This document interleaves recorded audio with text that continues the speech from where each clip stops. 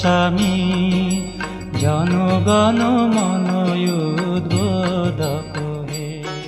Now that I would like to move to for the next participant number 106. Please come up on the stage. A very warm good afternoon to respected judges, teachers and all my dear friends. My name is Ketu Singh from BA B.Ed first year from Education Department. I am standing here to deliver a speech on Swami Vivekananda's journey. Swami Vivekananda was born on 12 January 1863. He was a great philosopher and a great servant. He introduced India as the world teacher to the entire world. We know that his childhood name was Narendranath Dutt, but how he converted his name to Swami Vivekananda. When he was child, he had a curiosity to ask questions and get answers until and unless he gets satisfied. He asked a question from his father, who was lawyer of High Court in Calcutta, and that question was very ordinary, but seems to be silly from a small kid. He asked that question that what is God and where he is. His father, in place of ignoring him, he replied that God is in your heart. When you respect the elder ones, when you help the poor and needy people, when you have the feeling of brotherhood, and when you see a positive thought in everyone, when you have the vibes, when you can feel the vibes from others for the positive things, then you see God. It is the feelings which you can have of God. As Swami Vivekananda grew older, he had a dream showing his journey of life, and the dream was having two phases. First, becoming a monk, leaving this material world, but having the knowledge and spreading his thought to the entire world.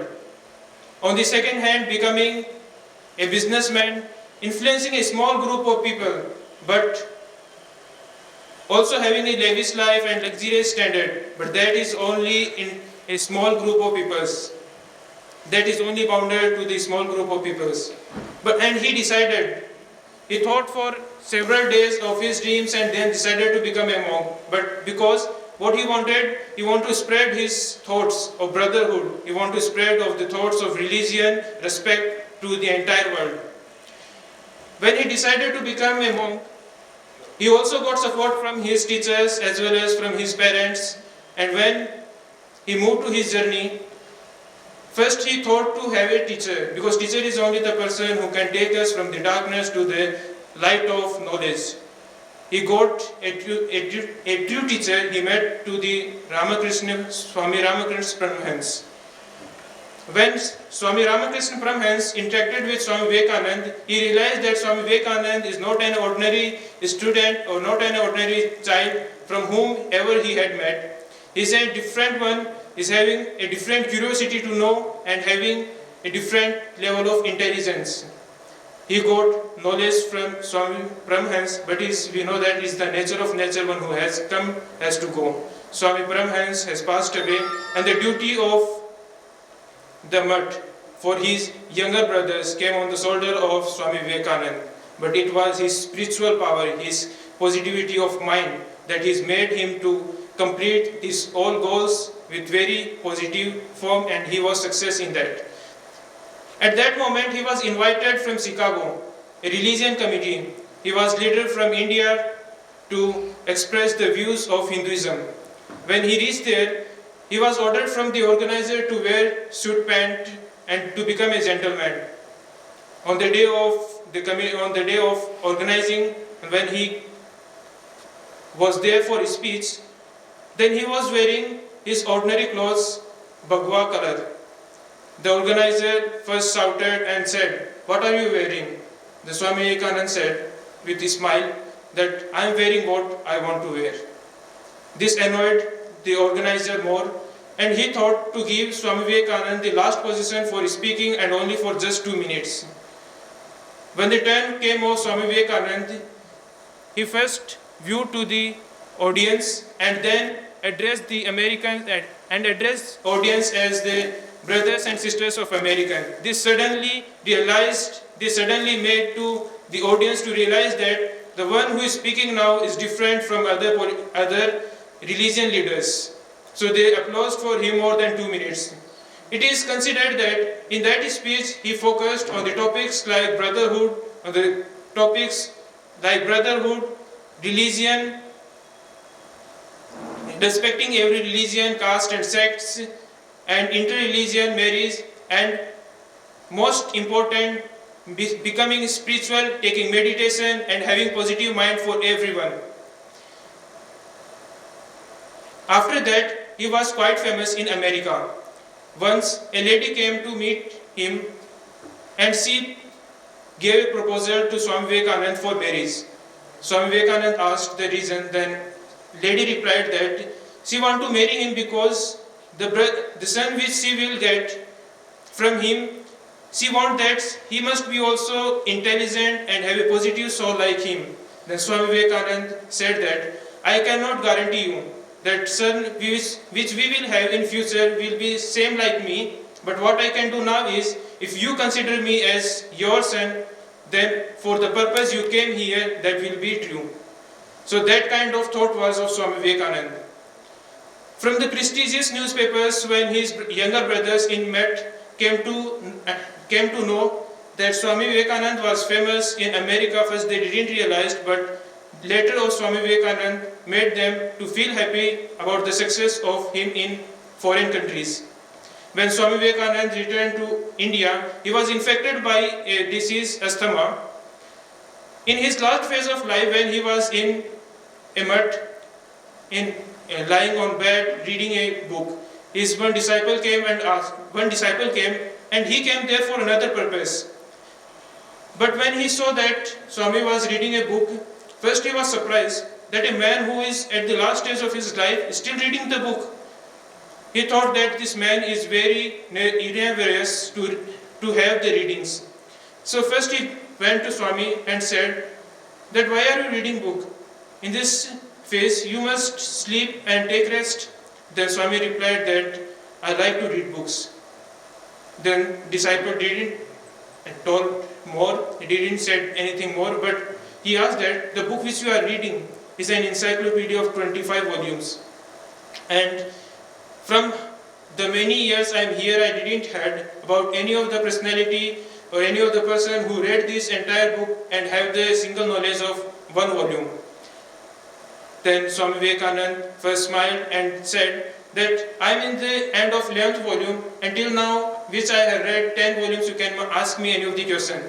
The child, his disciple, asked questions, several questions, and he was surprised, he was amazed that Swami gave all the right answers, and some of the answers were exact as in the encyclopedia. Then he asked the reason. Then Swami Vivekananda said that we always think that we are because of the society. What society thinks about us, we are becoming like that. But truth is that we are as we think about. If we have a positive thoughts, we are actually positive. He said that if we respect every other religion, it is damn sure that they will respect our religion also. If we respect our teachers, we will get knowledge. We need to respect knowledge, then only people will respect us one. If we respect ours, we respect the entire knowledge. This is the spiritual ability of Swami Vivekananda. This was his mind level. He becoming from Narendranath Dutt to the Swami Vivekananda that raised his conscious mind. Thank you. Thank you for presenting the beautiful views. Now, I would like to call upon the stage next participant 107. आप सभी को स्वामी विवेकानंद जयंती की हार्दिक शुभकामनाएं। मेरा नाम है राजेंद्र वैष्णव, BSc BEd 4th year का छात्र हूँ। आपके सामने विवेकानंद सॉन्ग सुना रहा हूँ। वंदे विवेक योगेंद्रम, वंदे नरेंद्र धीरेंद्रम, वंदे श्री विवेकानंदम, वंदे श्री विवेकानंदम। वंदे विवेक योगींद्रम, वंदे नरेंद्र धीरेंद्रम। हिमालये वा कन्यायां, तपोवने वा नदी तटे, समुद्र मध्ये श्रीपादे वा देया भारत मातेव, ध्येय भारत मातेव नान्यमूर्ति नान्यो मंत्रे नान्यमूर्ति नान्यो मंत्रे वंदे भारत मातरम तम नमामोदीर भगीरथ वंशभूषिणम् अक्तनुमं वंदे श्री विवेकानंदम वंदे श्री विवेकानंदम वंदे विवेक योगींद्रम वंदे नरेंद्र धीरेन्द्रम वंदे श्री विवेकानंदम वंदे श्री विवेकानंदम। धन्यवाद। Thank you. Because it is the style of a person to present his or her views according to her or his own way. So it means the participant, whatever the language he has used, and I think that he has presented his views in the form of song. So I would request to the juries that please mention his name as the competitor. So please don't think that it is only a song because it's style of his presenting the views. Now we are closing the program, and now I would like to request our Register Ma'am Dr. Madhu Gupta to present her views and motivate the students. Please come, ma'am.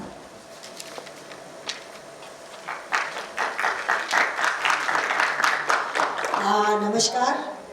आज respected Premlata ji, our judges from the different departments, colleagues and students. दूसरी बात जो मैं कहना चाहूँगी, अभी मैंने बच्चों को सुना जिसमें बच्चों ने कुछ बेसिक विषय अपने एजुकेशन के, सामाजिक जीवन के और कुछ उन्होंने व्यावसायिक जीवन के विषयों को उठाया है। बहुत अच्छी बात है कि हमारे बच्चे ये सोचते हैं कि उन्हें इन विषयों पे काम करना है।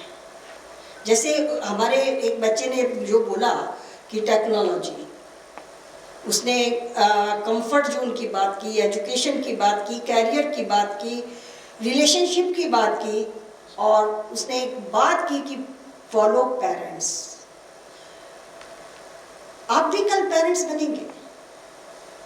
आज आपके दूसरे पेरेंट्स हैं, कल आप जाके भी पेरेंट्स बनेंगे और वही भूमिका निभाएंगे जो भूमिका आपके पेरेंट्स आपके लिए निभा रहे हैं। तो फॉलो द पेरेंट्स मैं नहीं कहूँगी, मैं ये कहूँगी कि पेरेंट्स की भावनाओं को समझो, उनके इंस्ट्रक्शंस जो हैं, उनकी जो बातें हैं, उसकी मूल भावना को समझो कि वो आपका केवल और केवल अच्छा चाहते हैं। कोई भी माँ बाप हो, वो हमेशा चाहता है उसका बच्चा बहुत बड़ा आदमी बने, अच्छा जीवन जिए, सफल जीवन जिए और वो हमारा साथ अंत तक दे। जब हम जाते हैं यहाँ से, इस दुनिया में आए थे तो बहुत सारे लोग खड़े थे जो हम लोगों को वेलकम कर रहे थे। अब जाते समय भी वो चाहते हैं कि हमारे बच्चे हमारे साथ। ये सब मैं ज़्यादा लंबा समय नहीं लूँगी, लेकिन मैं आपको ये बताना चाहती हूँ कि आज सोसाइटी का हर 10 साल 15 साल बाद सोसाइटी चेंज होती है। क्यों चेंज होती है? क्योंकि परिस्थितियाँ बदलती हैं, सामाजिक स्तर बदलता है और बाकी चीज़ें बदलती हैं। तो जो काल विवेकानंद जी का था, उस समय की सामाजिक, राजनीतिक और आर्थिक परिस्थितियाँ बहुत अलग थीं और आज की राजनीतिक, सामाजिक और आर्थिक परिस्थितियाँ अलग हैं। लेकिन उन परिस्थितियों के बाद भी जो मूल्य हैं, बेसिक मूल्य जो हमारी लाइफ के हैं, उनको फॉलो करना जरूरी है, उनमें डूबना जरूरी है, उन्हें समझना बहुत ज़रूरी है। अभी एक बच्चे ने जैसे बोला कि मंजिल पाने तक रुको मत। 99% पे जाके हम रुक जाते हैं, थक जाते हैं, हार जाते हैं और हम हमेशा वो 99% ही गिनते रहते हैं कि मैंने ये किया, मैंने वो किया, मैंने ये किया, मैंने अच्छा किया, मैंने वो किया। ऐसा होता है ना लाइफ में? हम हमेशा 99% याद रखते हैं जो हमने किया और वो हम भूल जाते हैं जो 1% हमें करना चाहिए था। हमारा फोकस किस पे होना चाहिए? वो 1% पे होना चाहिए जो हमने नहीं किया। वो सबक हमारी अगली लाइफ के लिए है, अगले मुकाम के लिए है, अगले स्थान के लिए है। अगर आपने वो 1% सीख लिया कि जो मैंने नहीं किया था, तो शायद मुझे ऐसा लगता है कि हर व्यक्ति सक्सेसफुल होगा और हर व्यक्ति ये सोचेगा कि उसने अपने मुकाम को पा लिया है। दूसरी बात, अभी अंशु जी ने मुझे कहा कि एक बच्चे ने अभी अपना नाम दिया है, क्या उसे अवसर दिया जा सकता है? तो मैंने कहा नहीं। शायद आप सबको भी या उस बच्चे को भी या किसी को भी बुरा लगा होगा, उसके लिए मैं क्षमा प्रार्थी हूँ। लेकिन मैं इतना कहूँगी कि जब कोई रूल निकाला गया तो हमें उस समय सजग होना चाहिए, नोटिस हमें पढ़ने चाहिए और हमें उसी हिसाब से इनरोल करना चाहिए। यहाँ और भी बच्चे बहुत सारे बैठे हैं, टीचर्स भी बैठे हैं, कोई भी सोच सकता है कि हम भी बोल सकते हैं, लेकिन उन बच्चों की क्या गलती है जिन्होंने नोटिस पढ़कर टाइम पर आपको अपना इनरोलमेंट किया था? मैं ऐसा सोचती हूँ, क्योंकि नियम जो होते हैं, नियम से अगर हम चलते हैं, नियम की धारा में हम रहते हैं, तो बाकी सारे लोगों को उसका लाभ मिलता है। और अगर नियम से हम जरा भी हटते हैं तो उसका दुष्परिणाम न केवल सामने वाले लोगों पे पड़ता है, बाकी लोगों पे भी पड़ता है। तो मैं सिर्फ और सिर्फ जेजेटी के बारे में और आपसे कहना चाहूँगी कि आज आपका परिसर आप सबके प्रयासों से, बच्चों के और फैकल्टी के, मैनेजमेंट के प्रयासों से बहुत अच्छा है। तो आप एक बात अपने जीवन में सोचो कि कोई देखे या ना देखे, हमें खुद देखना है, हमें अपने आप को देखना है कि हम कहाँ खड़े हैं और क्या कर रहे हैं, हमारा क्या व्यवहार है। अगर ये सब छोटी छोटी चीज़ें भी अगर हम फॉलो करें तो विवेकानंद जी की जो जयंती आज हम मना रहे हैं वो बहुत सक्सेसफुल होगी। उनके जो विचार हैं, जो अपने सबने अपने क्लासेस में पढ़ते हैं, उतना सब बताने की ज़रूरत नहीं है, क्योंकि सबको मालूम है। आजकल बच्चों को भी सब मालूम है, बड़ों को भी सब मालूम है। केवल मालूम है तो ये मालूम नहीं है कि हमें करना क्या है। हम कंफ्यूज्ड हैं, 90% हम लोग कंफ्यूज रहते हैं कि करें या नहीं करें। तो सिर्फ एक ही काम करिए कि अपने दिल से, अपने दिमाग से आप अपने आप को देखिए कि मैं जो कर रहा हूँ वो सच है, सही है और शायद मेरे आगे जाने वाले रास्ते के लिए बहुत ज़्यादा ज़रूरी है और उपयोगी है। वही सफलता का नियम है और वही सफलता का राज है। बहुत बहुत धन्यवाद आप लोगों को, और डिपार्टमेंट ऑफ लैंग्वेजेस को मैं धन्यवाद देना चाहूँगी कि उन्होंने इस तरह का कार्यक्रम आयोजित किया और मुझे बुलाया। उसके लिए मैं आपकी बहुत बहुत आभारी हूँ ma'am. Thank you, ma'am. And now I would like to Dr. Nadia ma'am, the judge of the day. She wants to present her views before you. So please welcome ma'am. Please give a big hands.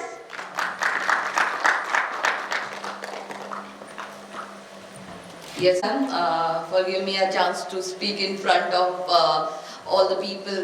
And now, very good afternoon to all of you, and I heartily welcome to everyone as I stand here today.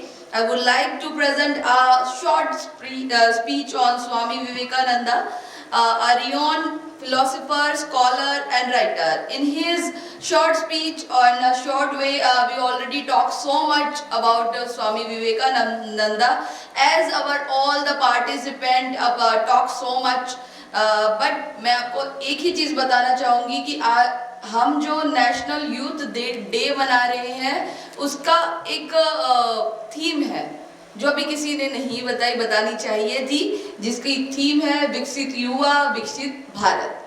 सो ये चल रहा है पूरे भारत देश में 26 जनवरी 2023 तक। और अभी मेरे कुछ पार्टिसिपेंट के बारे में मैंने थोड़ा सा लिखा जो मुझे अच्छा लगा। सबसे पहला पार्टिसिपेंट हमारे पास पंकज आया था। उन्होंने स्टार्टिंग इंग्लिश से की थी और फिर वो बाइलिंगुअल हुए और काफ़ी हद तक उन्होंने नॉर्मल वे में स्पीच रखी, और जो कि यही तरीका होता है स्पीच देने का कि हम हमारे सामने यानी कि जो ऑडियंस बैठी है या हमारे श्रोतागण हैं उन तक हम अपनी बात किसी तरह नॉर्मल वे में बताई, वो बहुत अच्छा लगा। इसके बाद हर्ष ने BCA से ही थे ये भी, तो उन्होंने भी ऐतिहासिक रूप से अपनी बात रखी, वो भी काफ़ी हद तक आप तक पहुंची होगी, जैसे मेरे को भी समझ आया। इसी तरह से मनीषा जहांगीर ने अच्छा ट्राई किया। हाँ, बट थोड़ी सी आई कांटेक्ट, क्योंकि मैं जजेस में थी और जजिंग कर रही थी, ये मुझे बताना फर्ज है कि आई कांटेक्ट करके ही आप बात करें तो ज़्यादा अच्छा लगेगा। इसके बाद कंचन शर्मा, वो फ्री थॉट उन्होंने रखे, मुझे बहुत अच्छा लगा कि हाँ, हमारे पास भी कुछ ऐसे स्टूडेंट्स हैं जो फ्री थॉट्स रख सकते हैं। केतु सिंह, कंटेंट बहुत अच्छा था और बहुत केयरफुलनेस के साथ वो अपनी स्पीच पढ़ रहे थे। राजेंद्र का सॉन्ग बहुत अच्छा था और लास्ट में विजय सिंह बहुत अच्छा ट्राई किया ना। आई कांटेक्ट करने की ट्राई करें तो और ज़्यादा कॉन्फिडेंस बिल्डअप होगा। Thank you so much ma'am for giving me chance. Thank you. So it means I would be very thankful to all the auditors and to all the speakers, all the participants and all the judges. And now I would like to call upon the stage Dr. Suren sir, because he will declare the result of today. So please come here, sir.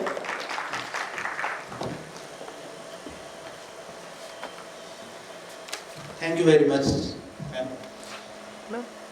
सबसे पहले तो मैं आज का जो स्वामी विवेकानंद है उसके बारे में सभी ने बोला, बड़ा अच्छा लगा, लेकिन क्या सच में कोई बता सकता है कि कौन पढ़ के आया था या इसके बारे में थोड़ा सा डेप्थ में नॉलेज लिया?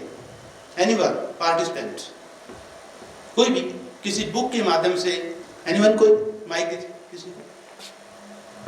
मैं यहाँ पे कोई एग्जाम नहीं ले रहा हूँ, नॉर्मल बातें कर रहे हैं, ठीक है? क्योंकि एक वे होता है पढ़ने का। मैं वो जानना चाहता हूँ कि क्या रियल में उसी वे में किसी ने पढ़ा है? Good afternoon sir. Good afternoon. हाँ बताइए, किसने पढ़ा था? कौन सी बुक पढ़ी सर? मैंने या नेट पे पढ़ा या कोई वीडियो देखा, ऑडियो सुना? सर नेट की मदद से और यूट्यूब की मदद से। ओके, नेट में किसी रेफरेंस कोई बुक था या कैसे था? नहीं सर, उनकी वो जनरल इंफॉर्मेशन दी गई थी वहाँ पर, बायोग्राफी। हाँ। ओके, सबसे ज़्यादा सर मैंने काम भी लिया था यूट्यूब वीडियोस का, जहाँ पर उनकी। बता सकते हैं यूट्यूब का जो वीडियो जिसने बनाया उसका नाम क्या था? विवेक बिंद्रास। विवेक बिंद्रास। ओके, फाउंडर हो? Yes sir. ठीक है, very good. Anyone another one? ये मैं क्यों बात कर रहा हूँ? क्योंकि जब तक सोर्स हमारे पास में एक्यूरेट नहीं है तो हमारे पास में इंफॉर्मेशन भी आधी अधूरी नॉलेज आती है। जैसे आजकल एक वर्ड चलता है ना, क्या व्हाट्सएप यूनिवर्सिटी से बढ़ के आए हो? रियल फैक्ट है ये, दिस इज ट्रू। बिकॉज जो स्वामी विवेकानंद जी थे, उनके थॉट प्रोसेस क्या थे? वो वेदांत को मानते थे। उन्होंने वेदांत को पूरी दुनिया में फैलाया था। जो हमारा दर्शन अब तक हमारे पास में हिस्ट्री है, सबसे पहले दुनिया में जो दर्शन आया था, फिलोसफी, वो हमारे भारत देश की है। उन्होंने ये शिकागो के अंदर जाके बताया है, तो इसी रीजन से वो इतने फेमस है। वो एक फिलोसफर थे, एक ऑथर भी थे, ठीक है? तो हमारे दर्शन को पढ़ने के लिए जब भी हम दर्शन पढ़ते हैं, बड़ा इंटरेस्टिंग सब्जेक्ट है और इतना बोरिंग है।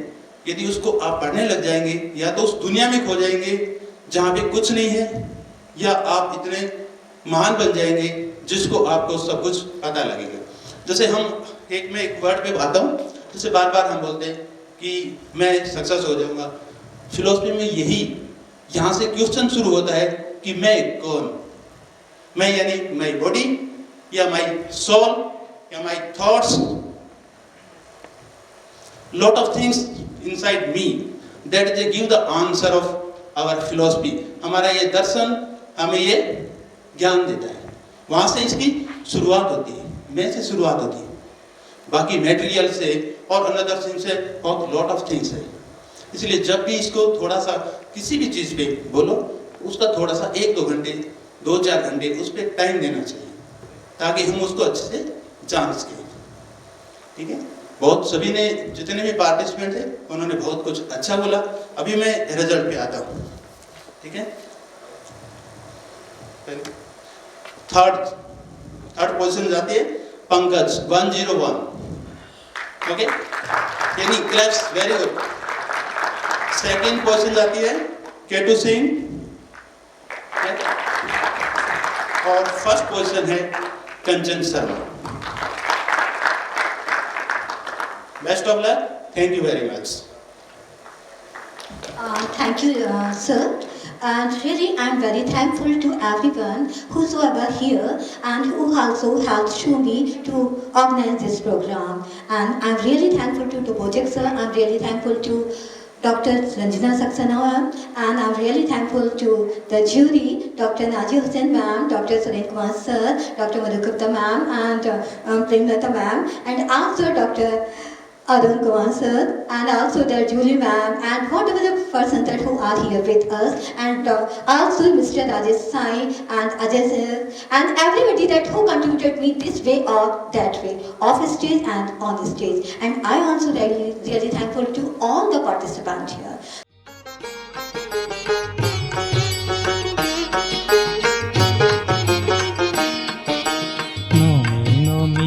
বিবেকানন্দ স্বামী জনগণ মন উদ্বোধন